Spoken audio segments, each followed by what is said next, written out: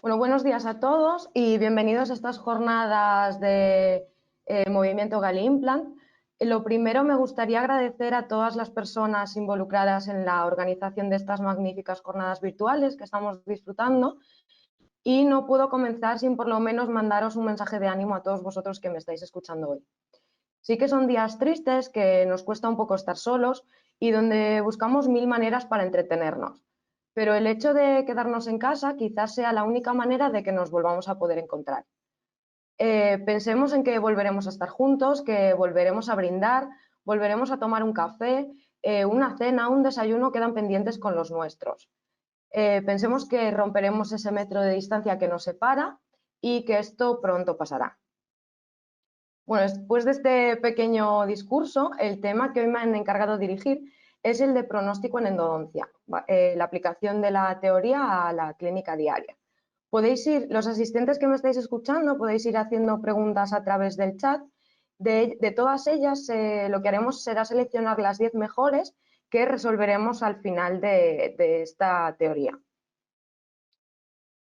Bueno, y seguro que la mayoría de vuestros pacientes, cuando llegan a la consulta y les explicáis el plan de tratamiento, en este caso quizás una endodoncia que vais a realizar, lo primero que os pregunten sea: oye, pero ¿cuánto me va a durar este diente? Y como vamos a ver hoy, no es una pregunta muy fácil de responder. Si buscamos en la literatura, encontramos muchísimos artículos que nos hablan de éxito de los tratamientos. En la jornada de hoy, y para resumir un poco, os voy a ir presentando una serie de artículos elaborados por NG de la Universidad de Londres, donde vamos a ir tomando ciertos datos para extrapolarlos y poder utilizarlos en nuestra clínica diaria. Lo primero que debemos saber es que no es lo mismo hablar de supervivencia de los dientes que hablar de éxito. Si nos centramos en la supervivencia, NG la define como la situación en la que el diente va a estar presente en boca, pero no vamos a considerar ni los hallazgos radiológicos que presente el paciente. Fijaros, por lo tanto, en el caso clínico que tenéis a vuestra izquierda. ¿Podemos decir que en esta situación habría supervivencia? La respuesta es que sí, porque el diente está presente en boca y no vamos a considerar ni los síntomas clínicos que presenta el paciente, ni la clínica que nosotros podemos observar, ni no vamos a considerar que a nivel radiológico el tratamiento que estamos viendo quizás es un poco subóptimo y que presenta patología periapical. Entonces, ¿qué tasa de éxito es la que nos reporta la literatura? Nos fijaremos, como antes os he dicho, en los estudios realizados por NG. Ella lo que hace es estudiar la supervivencia. Primero lo que hace es una revisión sistemática de los artículos publicados hasta ese momento, que estudian la supervivencia tanto de las endodoncias como de las rendodoncias, y posteriormente ella realiza un estudio prospectivo para ver qué tasas de supervivencia obtiene. En el estudio prospectivo, ella observa que a 4 años la tasa de supervivencia de los dientes con endodoncia es alrededor de un 95%, que sería un buen dato para aportar a nuestros pacientes ante la pregunta inicial de ¿cuánto me va a durar este diente en boca? Y por otra parte, en la revisión sistemática que ella hace, obtiene como resultado que de 2 a 10 años las tasas de supervivencia varían en el rango del 86 a un 93%, que también sería un buen dato a aportar a nuestros pacientes ante la pregunta de cuánto me puede durar este diente. Pero además, en este mismo artículo, ella lo que hace es, va a ver qué factores clínicos pueden tener una afectación sobre la supervivencia de este diente, y obtiene 4 factores que me gustaría discutir con el siguiente caso clínico. Fijaros, se trata de un paciente de más o menos 40 años que acude a la clínica para tratamiento del diente 4.7.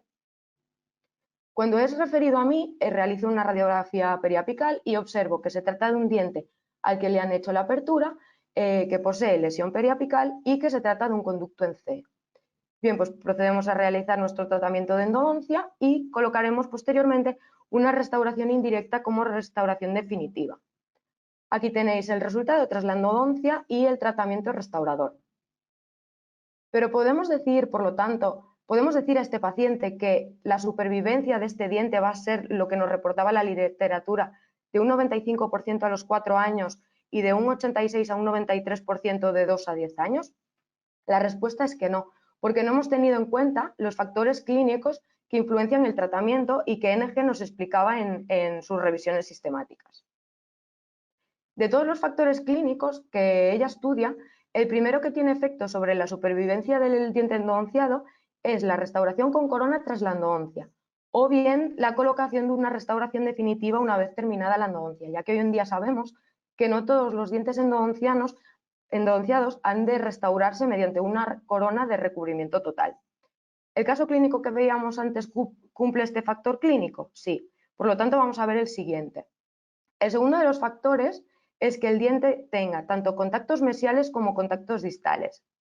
Fijaros en la ortopantomografía que os mostraba al principio. Este diente carece tanto de contacto mesial como de contacto distal.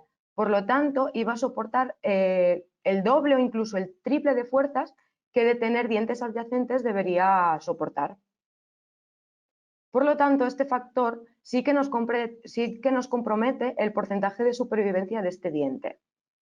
El tercero de los factores es que el diente no funcione como pilar de prótesis. Se sustenta en la base de que un diente, cuando funciona como pilar de prótesis, por ejemplo en un puente, va a sustentar más fuerzas que si funcionase como un diente unitario. Y sí que podría darse el caso en este paciente si él decidiese colocarse un puente desde el 4.7 al 4.5. Y por último, el último de los factores es no pertenecer al grupo dentario de los molares, ya que NG en sus estudios observa que los molares son los que menos supervivencia tienen si los comparamos con dientes anteriores. En resumen, en este caso clínico, solamente cumplimos uno de los 4 requisitos que nos plantea la autora para decir que tenemos un 95% de supervivencia a los 4 años o en el rango de 86 al 93% de 2 a 10 años. ¿Qué podemos hacer entonces?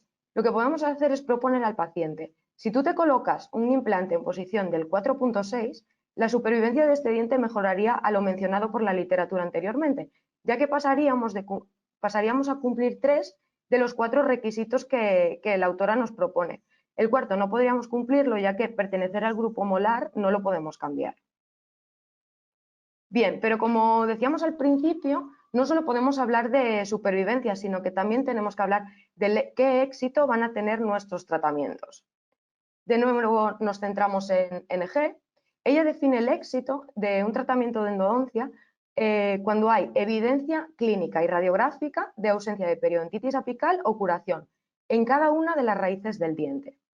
Si leéis más bibliografía relacionada con el pronóstico de la endodoncia, vais a ver que existen pequeñas diferencias en los porcentajes, así como en ciertos factores que se relacionen con el éxito. ¿A qué se deben entonces estas diferencias? Imaginaos, por ejemplo, yo tengo una lesión inicial de una periodontitis apical de 8 milímetros y al cabo de 2 años esa lesión se ha reducido hasta tener 2 milímetros. Lo valoraríamos como un éxito. Pues ciertos autores valoran esto como éxito, otros autores no lo valoran como éxito. Es el caso de la autora que hoy estamos presentando. Solo valora éxito, resolución completa de la lesión. Lo mismo ocurre con la unidad de medida. Hay ciertos autores que utilizan como unidad de medida del éxito el diente en su totalidad, mientras que hay otros autores que utilizan, como es NG, que utilizan cada raíz de cada diente. Por lo tanto, las variaciones en porcentajes y factores clínicos se deben a esto. Fijaros de nuevo en el caso clínico de la izquierda, es el mismo que os presentaba antes cuando os explicaba la supervivencia. Lo que antes establecíamos que era supervivencia, ahora no podemos establecerlo como que es éxito, ya que vamos a tener en cuenta los síntomas del paciente, la clínica que presenta el paciente y los hallazgos radiográficos, en este caso la presencia de periodontitis apical. Y de nuevo lo que hace la autora con el éxito es una revisión sistemática de la literatura, de todos los estudios que se han publicado hasta ese momento, tanto de éxito en endodoncia como en rendodoncia, y un estudio prospectivo para ver qué éxito ella obtiene. Si nos centramos en el estudio prospectivo, que es el que os estoy enseñando a la izquierda, ella obtiene que a 4 años el éxito de las endodoncias ronda un 83% y que el éxito de las rendodoncias ronda un 80%. Pero de nuevo tenemos que tener en cuenta que ella valora resolución completa de la lesión. Es decir, si nosotros tuviésemos en cuenta disminución del tamaño de la lesión, estos porcentajes aumentarían un poco. Y lo que hace también es ir viendo qué factores clínicos se me relacionan con el éxito o a mayor éxito o menor éxito de un tratamiento de endodoncia. Los tres primeros que vamos a ver se relacionan con factores preoperatorios. De hecho, el primero de ellos es la ausencia de lesión periapical. Kojima, en 2004, ya demostró que los dientes vitales tenían alrededor de entre un 5 a un 9% más de éxito que los dientes no vitales. De aquí la importancia de realizar un buen diagnóstico a nivel pulpar previo a realizar la endodoncia. Y a nivel periapical, que tenga peor pronóstico un diente con lesión apical frente a un diente que no la tenga, se relaciona a que los dientes con lesión apical, un diente con lesión apical siempre va a tener infección, mientras que un diente que no tenga lesión apical puede relacionarse con infección o no. Puede ser que el diente esté necrótico o que el diente no esté necrótico. El segundo de los factores nos dice que a menor tamaño de lesión, mejor pronóstico. Pero seguro que habéis escuchado o habéis leído que hoy en día el tamaño de lesión ya no afecta al pronóstico. Entonces, ¿por qué esta autora sí lo relaciona? No es que haya exactamente diferencia en el éxito, sino que los dientes con mayores lesiones, a los que se asocia una lesión más grande, requieren más tiempo para curar y controles a más largo tiempo. Por eso en este estudio sí que lo muestra como factor relacionado. De hecho, si la autora hiciese controles durante más de 4 años, seguramente esta diferencia no sería tan evidente. Y el tercer factor de los preoperatorios nos habla de las fístulas. La ausencia de fístulas se relaciona con un mayor éxito en nuestras endodoncias. Y es que la presencia de una fístula puede facilitar la entrada de bacterias de la cavidad oral que se muevan a través de ella para así colonizar el periápice, predisponiendo que el diente sufra una infección extrarradicular. De hecho, Japón en 1986 vio que los casos en los que después del tratamiento y seguía haciendo controles y persistía la fístula se relacionaban con infecciones extrarradiculares por actinomicosis. Bien, hasta aquí hemos visto los tres primeros factores preoperatorios que se relacionan con el éxito. Vamos con los factores intraoperatorios. El primero de ellos nos habla de la obtención de permeabilidad. Hoy en día tenemos cada vez instrumentos más desarrollados para obtener permeabilidad, como es el caso del que os muestro en pantalla. Es una lima de acero cada vez más pequeña, de hecho tiene una conicidad del 1%, que nos va a facilitar mucho este proceso de obtener permeabilidad. De hecho, este factor se asocia con el siguiente, que es la extensión de la limpieza del conducto lo más cerca posible de su terminación apical, ya que si nosotros no podemos obtener una permeabilidad completa desde el final del conducto al periápice, vamos a dejar una zona con bacterias de donde no hemos podido ni instrumentar ni desinfectar. Con la instrumentación lo que vamos a lograr es una completa limpieza del conducto seguida de la irrigación, y para esto también tenemos instrumentos cada vez más avanzados, como los que os muestro en la pantalla, que lo que intentan es cada vez más simplificarnos la técnica. Los dos siguientes factores están relacionados con la irrigación.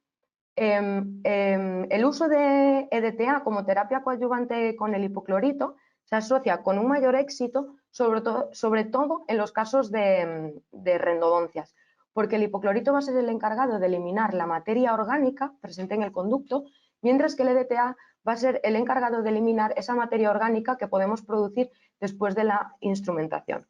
Con ambas soluciones lo que vamos a lograr es una limpieza completa del conducto. Y el siguiente de los factores es el no uso de clorhexidina como terapia coadyuvante al hipoclorito. De manera que si los usamos al mismo tiempo, la interacción de ambos va a formar un precipitado que lleva paracloroanilina. Este precipitado se ha demostrado que es muy difícil de eliminar del conducto al ser insoluble, y además se ha demostrado que es citotóxico. El octavo factor es la ausencia de perforaciones, por supuesto, porque se relaciona con la presencia de bacterias en una zona donde ya estamos descontaminando, y hasta aquí hemos visto los factores intraoperatorios. Vamos a ver los posoperatorios. La ausencia de reagudizaciones también se asocia con la presencia de bacterias. De hecho, el que se produzca una reagudización tiene dos posibles causas. Una de ellas puede ser causada por extrusión de material contaminado mientras realizamos la instrumentación, lo cual va a provocar una reacción a cuerpo extraño o una infección extrarradicular de manera transitoria. Y la segunda de las hipótesis es que estos síntomas agudos típicos de las reagudizaciones se deben a una limpieza e instrumentación del conducto deficiente. Por lo tanto, lo que vamos a hacer es favorecer el crecimiento de nuevas bacterias y más virulentas. El penúltimo de los factores se relaciona con la ausencia de extrusiones, ya que éstas se relacionan bien con un retraso en la curación o bien con fracasos del tratamiento. Fijaros este caso, donde teníamos una extrusión de gutapercha, realmente era un termafil, y que logramos intervenirlo mediante un reimplante intencional. Y el último de los factores es la realización de una restauración coronal satisfactoria. Se relaciona con que vamos a sellar una zona completamente estéril y vamos a impedir que nuevas bacterias vuelvan a colonizar ese medio. Por suerte es un tema al que cada vez estudiamos más y le damos cada vez más importancia. Bien, hasta aquí hemos realizado la parte teórica y ahora me gustaría enseñaros dos casos clínicos donde vamos a ver la aplicación de todos estos conceptos de supervivencia y éxito. El primero de los casos es una niña de 14 años que acude a la consulta porque tiene molestias, tiene dolor en el diente 4.6. Fijaros una vista lateral del diente, nos costaba un poquito controlar el índice de placa y realizamos el examen radiográfico, una aleta de mordida y una radiografía periapical. Si analizamos la radiografía periapical podemos ver que en los conductos mesiales teníamos un fragmento separado de una lima, por lo cual, que había sido la causa, por lo que no habían podido limpiar completamente esos conductos mesiales. Y lo mismo ocurría en el conducto distal, que sí que es verdad que no había ningún fragmento de lima, pero no habían podido limpiar en toda su extensión el conducto. Por lo tanto, realizamos nuestro examen clínico, la palpación y la percusión vertical eran positivas y la movilidad de este diente era fisiológica. Establecemos nuestro diagnóstico de acuerdo a la Asociación Americana de Endodoncia, que se trata de un diente endodonciado y una periodontitis apical sintomática. Y al explicar el plan de tratamiento a la paciente es cuando nos pueden preguntar, oye, ¿cuánto me va a durar este diente o qué éxito puede tener este tratamiento? En cuanto a la supervivencia, sí que podemos decirle a la paciente que tenemos alrededor de un 95% de éxito a los 4 años o en el rango de un 86 al 93% de 2 a 10 años, porque sí que es verdad que se trata de un grupo molar, pero vamos a hacer una restauración satisfactoria y no va a funcionar como pilar de prótesis y el diente tiene tanto contacto mesial como contacto distal. En cuanto al pronóstico, ¿podemos decirle que existe un 80% de éxito a los 4 años? Sí, pero teniendo en cuenta ciertos factores. Es decir, sí que es verdad que tenemos lesión apical, el tamaño de la lesión no era tan grande, no teníamos fístula, pero lo que realmente nos comprometía el éxito de este tratamiento era obtener permeabilidad en todos los conductos y poder extender la limpieza del conducto hasta la zona más apical. Nuestro éxito estaba definido por si éramos capaces de sobrepasar o eliminar esa lima que estaba presente y ser capaces de permeabilizar los conductos y limpiarlos completamente. Íbamos a utilizar como irrigación el EDTA con el hipoclorito, no íbamos a utilizar clorhexidina con el hipoclorito, no teníamos perforaciones, íbamos a intentar no hacerlas tampoco, íbamos a extruir la menos cantidad de material durante la instrumentación, intentar limpiar en todo su completo para evitar que nuevas bacterias más virulentas nos colonizaran esta zona, por lo tanto íbamos a disminuir el riesgo de las reagudizaciones y vamos a intentar no extruir material y vamos a intentar realizar una restauración coronal satisfactoria. Por lo tanto, nos ponemos a realizar el tratamiento, eliminamos el composite, identificamos el conducto distal que no se había localizado en el primer tratamiento, sobrepasamos la lima, aquí quizás la podéis ver un poco, sobrepasamos la lima que estaba presente en el conducto mesial, limpiamos en toda su extensión y obturamos los conductos y realizamos una restauración clase 1 de composite directa. Fijaros la secuencia radiográfica, la primera radiografía es la radiografía preoperatoria, identificamos los dos conductos distales, identificamos los dos conductos mesiales, sobrepasamos esa lima que la podéis ver presente aquí, hacemos nuestra prueba de cono, obturamos con gutapercha y esta es la radiografía final con la restauración de composite realizada. Aquí tenemos la comparativa de la radiografía inicial, la radiografía final y el control a un año donde casi vemos una curación completa de la lesión. Por lo tanto, sí que teníamos éxito en este tratamiento. Voy a mostraros el segundo de los casos.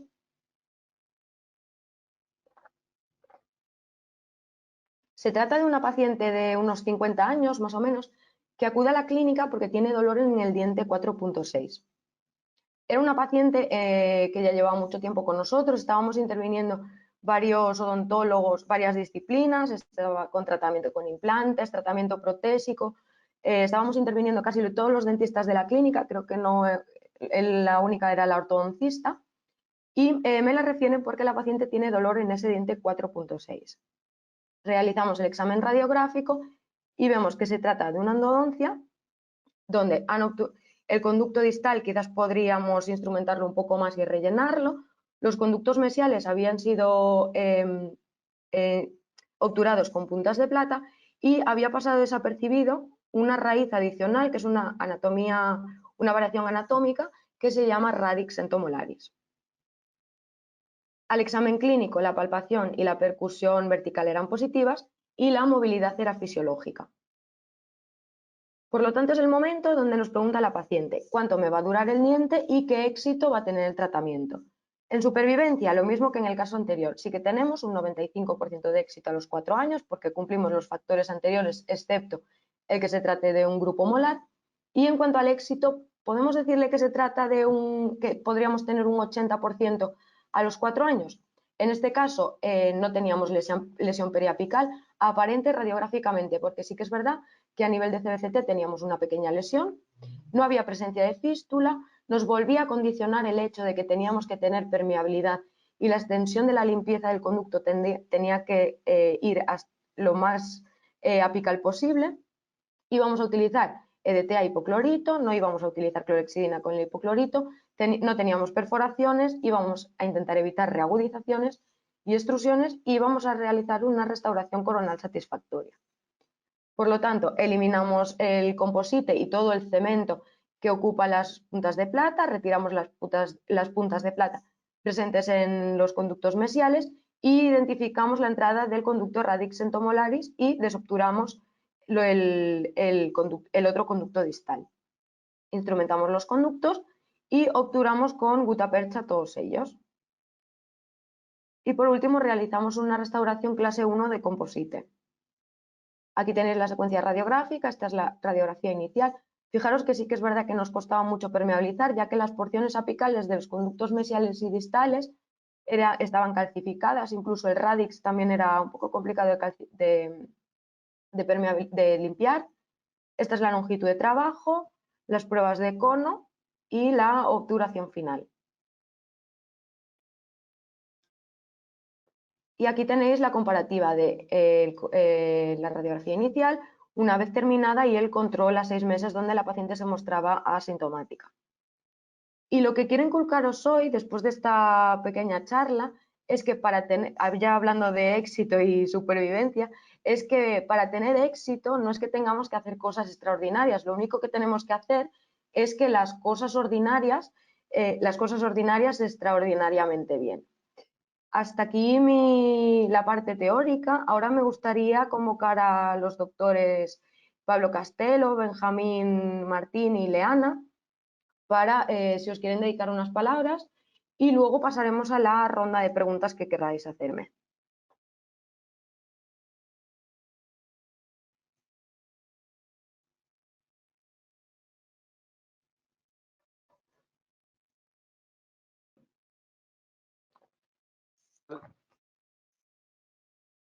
Hola. Hola, Benjamín. Hola, ¿qué tal? ¿Qué tal, Nancy? Bien, Pablo. ¿Qué tal? Hola. Lo primero que me gustaría dar, porque es la primera intervención que tengo a través de este medio, es primero dar las gracias a los personas que en este momento están en contacto con nosotros. La verdad es que estuve mirando, digamos, la gente que se iba poniendo en contacto y lo que sigue es cada vez aumentando más. Y eso lo que demuestra es el interés de esta presentación. Decirle a esas 250 personas, a más de 250 personas, que se cuiden mucho. Sobre todo es una época complicada y que por favor pues que se cuiden mucho y que son momentos complicados y lo van a ser, pero realmente yo creo que tenemos que aprovechar este tiempo pues para muchas cosas que el día a día no nos lo permite y yo creo que es formarnos, ¿no?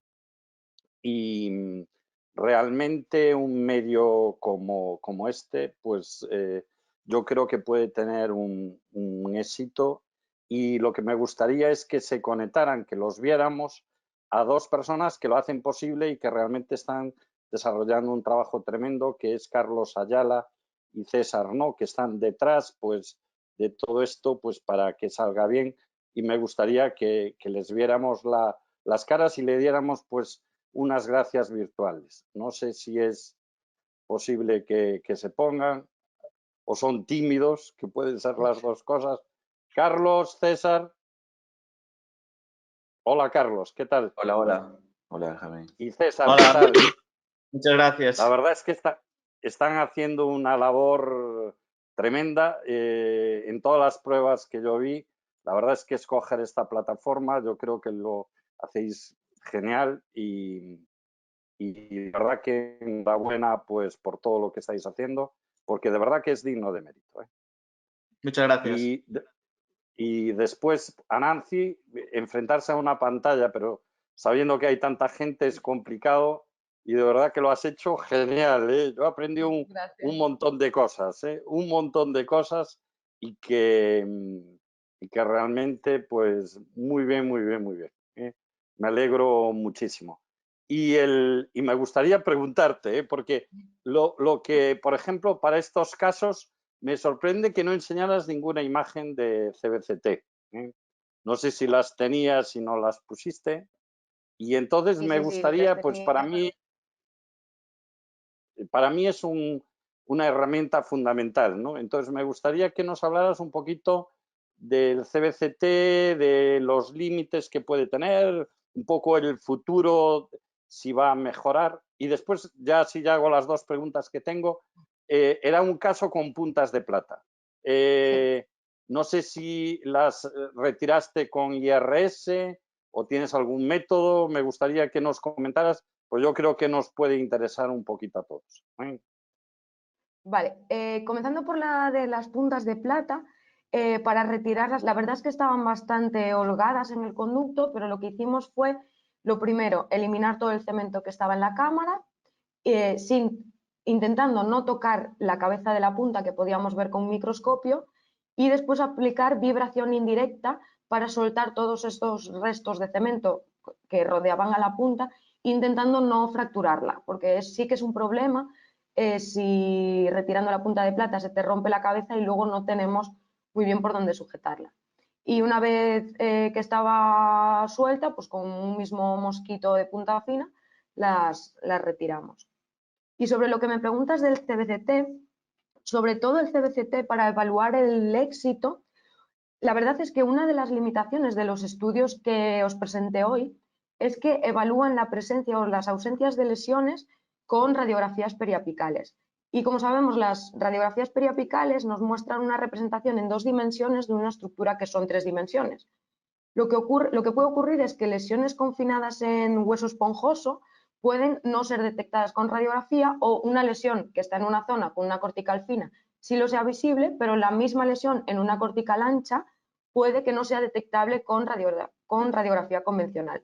Por lo tanto, el usar CBCT eliminaría todas estas limitaciones, de manera que sería un método más exacto de ver presencia, ausencia o disminución de tamaño de las lesiones apicales. Y la verdad es que sería un estudio muy interesante el evaluar el pronóstico de los tratamientos con el CBCT. Pues ya sabes lo que tienes que hacer, ¿eh?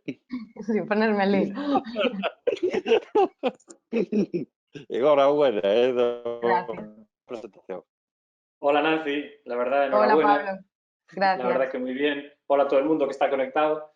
La verdad es que es una buena forma de estar conectados y seguir aprendiendo y, bueno, que se nos pasen un poquito las horas más rápido, que seguro bueno, que esto pasará pronto y luego, como dice Woody Allen, cualquier desgracia y tiempo, al final, eso es el humor, ¿no? Una desgracia y tiempo al final te lo acabas tomando con humor. Yo también tenía un par de preguntas para hacerte. En los casos de tratamientos antiguos, ¿siempre decides retratar o algunas veces te decides por cirugía apical? ¿Qué protocolo sueles hacer? O sea, tanto redoncia como endodoncia van a tener sus indicaciones. Por ejemplo, el abordaje de redoncia en mis manos es más fácil en este caso porque se trata de un molar inferior y acceder mediante cirugía apical a ese molar tiene una cortical muy ancha. Lo primero, que tenemos el dentario inferior, y lo segundo, que la cortical mandibular en esa zona es muy ancha, por lo tanto haríamos una osteotomía bastante grande. Que de fracasar la endodoncia, la reendodoncia, nos lo plantearíamos, pero como primera opción me parecía un abordaje más sencillo. Y si se tratase de otro diente, pues creo que ambas opciones serían válidas. Por ejemplo, un central superior lo abordaría tanto con reendodoncia como cirugía apical. Y, por ejemplo, si tuviese una corona nueva, en lugar de perforar esa corona, sí que lo abordaría con cirugía periapical. Pero ambas opciones con sus indicaciones. Muy bien. Y luego, por otro lado, las perforaciones, ¿no? ¿Cómo afectan al éxito las perforaciones? Si hay perforación, ¿decides intentar retratar o decides extraer? ¿Qué sueles hacer? En cuanto al pronóstico de las perforaciones, hay publicados 4 artículos, ¿vale? Que son desde el 2013 al 2016, de Krum, Pontius, Mente y Fabio Gorni. Ellos reportan que sellando la perforación, o sea, en el momento en que se produce una perforación y la sellas, tendrías un éxito de un 90%, excepto Krum, que reporta un 70%. ¿Por qué? Él explica que esta diferencia se debe a que las perforaciones que él trataba no eran perforaciones que se hacían en ese momento, sino que se las derivaban a él para tratamiento. Entonces, ese transcurso de tiempo que pasaba desde que se producía la perforación hasta que él podía tratarla, era algo que sí que afectaba al pronóstico. Por lo tanto, si se produce una perforación y las sellas en ese momento o al menos lo antes posible, tendrías entre un 85 y un 90% de éxito del tratamiento. Muy bien, pues muchas gracias. Bueno, no sé si ahora ya despedimos el curso o... Creo que ahora, si Sí, Pablo. gente quiere Ahora, hacer más perdone, preguntas. pasaré con las preguntas de los participantes. Muy bien. ¿Sí? A ver, Nancy, te han hecho muchas preguntas. Vamos a seleccionar de manera random. Vale. A ver, te felicitan, muchas gracias, enhorabuena por su presentación, doctora. Quisiera realizar una pregunta. ¿Podrías decirnos cuáles son las causas más frecuentes por las cuales fracasan los dientes endodonciados? Gracias. Sí, de hecho hay un estudio que se publica en 2018 por Olcay, que es de la Universidad de Estambul, en el cual cogen 1000 dientes en los que se ha hecho un tratamiento de endodoncia y ha fracasado. Ellos obtienen como resultado que las causas más frecuentes eran de tipo restaurador, es decir, que el diente que se condenaba a la extracción básicamente era porque el diente no era restaurable. La segunda causa que ellos encontraron eran de motivo periodontal y también veían que los fracasos endodónticos que se relacionaban bien con perforaciones o con strippings, es decir, un verdadero fracaso a nivel de endodoncia, solo eran un 3% de los casos. Entonces, la mayoría de los casos que veréis que se extraen, un diente endodonciado que se extrae, va a ser porque el diente no es restaurable.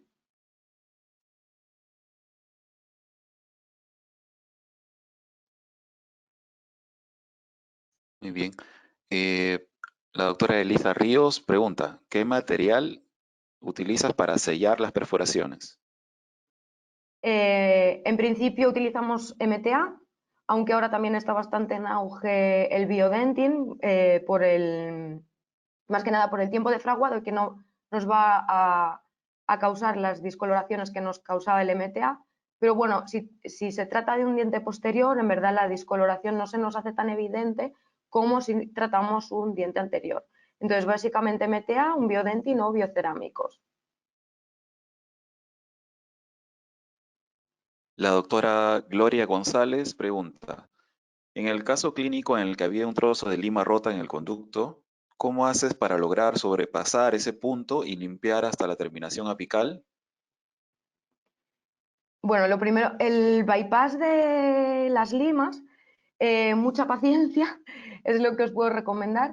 Limas, o sea, desobturamos hasta la zona donde estaba el fragmento de la lima y después con limas muy pequeñas, como por ejemplo la lima que os enseñé cuando os hablaba de la permeabilidad, es una lima pre-K que tiene una conicidad de 1 milímetro, por lo tanto, al ser tan pequeñita, o sea, al ser tan delgada, lo que podemos hacer es intentar pasar al lado de la lima que está fragmentada.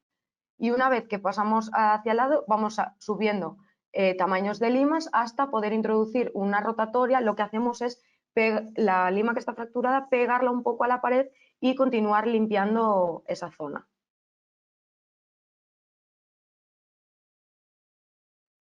El doctor Álvaro Carrillo pregunta, ¿qué limas de permeabilización utilizas en esos casos de obstrucción apical? Pues creo que se la respondí con la anterior pregunta. La preca, la que os enseñé antes, la que es de color naranja, tiene en punta 12 milímetros, 0,12 y una conicidad de 1 milímetro. Por lo tanto, para permeabilizar está muy bien y la continúo con limas manuales de 10. Sí. Igor Blanco pregunta, en referencia al primer caso de reimplante intencionado, en el que se aprecia una sobreextensión de Termafil, ¿cuál fue el motivo para hacer el reimplante? Y si era posible un retratamiento retirando el vástago de Termafil. Sí, nos planteamos primero realizar la rendodoncia. ¿Cuál es el problema? Que la gutapercha estaba obstruida por fuera del ápice y retirar toda esa gutapercha en sentido coronal nos parecía más complicado y posiblemente existiese la posibilidad de que seccionáramos la gutapercha porque al principio no sabíamos realmente si se trataba de un termafil o era gutapercha solamente. Entonces existía la posibilidad de que se seccionara a nivel de ápice y nos quedase un trozo de gutapercha fuera de ápice y al existir la posibilidad de que hubiese una reacción a cuerpo extraño, tendríamos que solventarlo con cirugía apical, teniendo posiblemente la salida del mentoniano en esa zona, al tratarse de un segundo premolar. Por lo tanto, vimos más sencilla la técnica de aplicar reimplante intencional, seccionar los 3 milímetros apicales, retropreparar y volver a colocarlo. De hecho, no os enseñé el caso completo, pero se aprecia curación de la lesión a los 6 meses. Sí, perdona Nancy, hay preguntas repetitivas respecto a la permeabilización. ¿Nos podrías decir qué casa comercial, si es posible, fabrica la lima? Sí, es la casa comercial de Endogal. Tenéis el catálogo online, ahí podéis ver esa lima en específico, que es una de las mejores de esta casa, y además sacaron un sistema de instrumentación también muy intuitivo que lo que hace es simplificar le hace de manera muy sencilla el tratamiento de endodoncia, incluso explican la secuencia que podéis utilizar. Muy bien, muchas personas te felicitan por la Gracias. presentación Muchísimas gracias. y a ver, iremos con la última pregunta. Vale.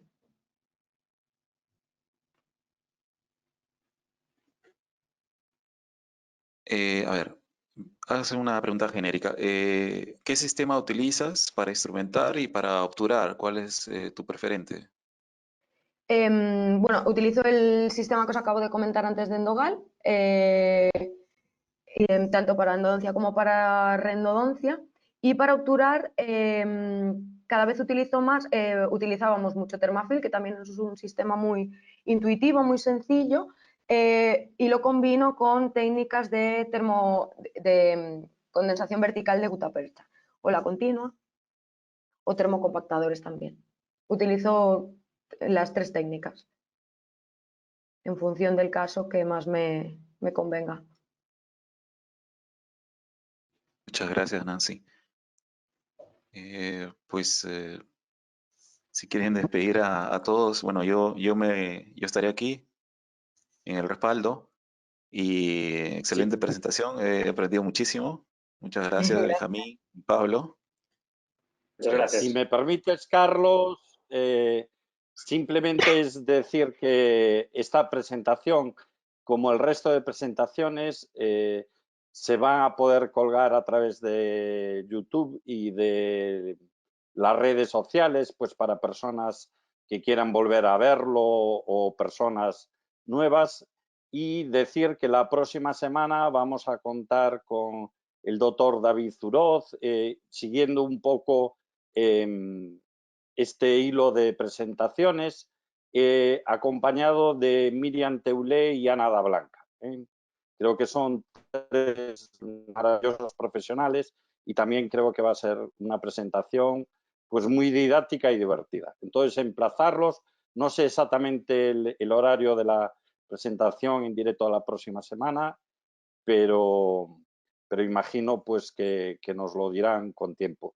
Y a Nancy, pues de nuevo felicitarte y de verdad, prueba superada con creces, ¿eh? De verdad, Gracias. un besillo muy grande. Un beso. Un beso. Venga, Nancy. Pablo. Adiós. Chao.